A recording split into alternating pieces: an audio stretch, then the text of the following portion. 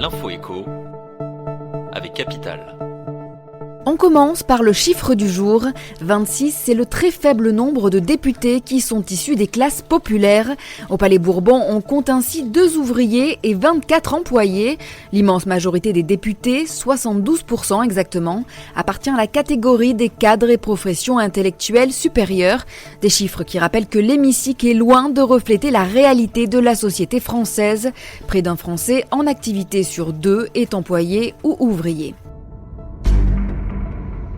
Le coup de gueule du jour est poussé par les usagers de la SNCF. La compagnie ferroviaire évalue régulièrement la satisfaction des clients de la SNCF afin de déterminer quelles sont les gares les moins aimées des voyageurs. Il en ressort une sorte de palmarès des meilleures et des pires gares de France.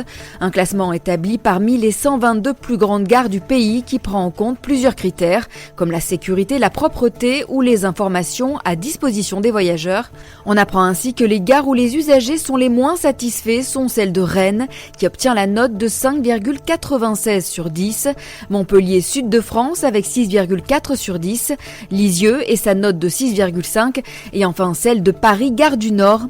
En matière de sécurité, c'est la gare de Nice-Riquier qui obtient la place de gare la moins sûre de France, devant celle de Paris Gare du Nord avec 6,51 sur 10.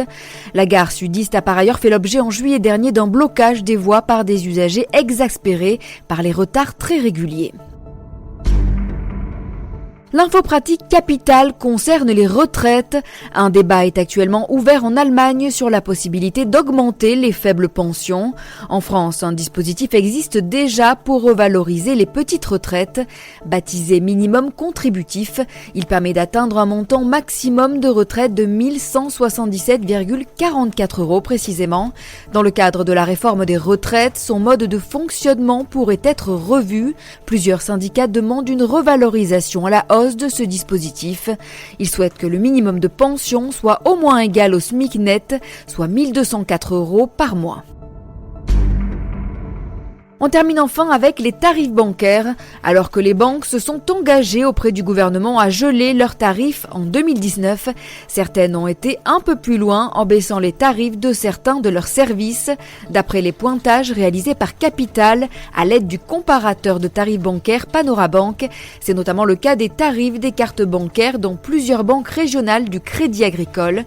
D'autres services annexes ont également été baissés, comme la lettre d'information pour compte débiteur non autorisé ou les prélèvements sur les paiements en devises dans plusieurs établissements. C'était l'info écho avec Capital.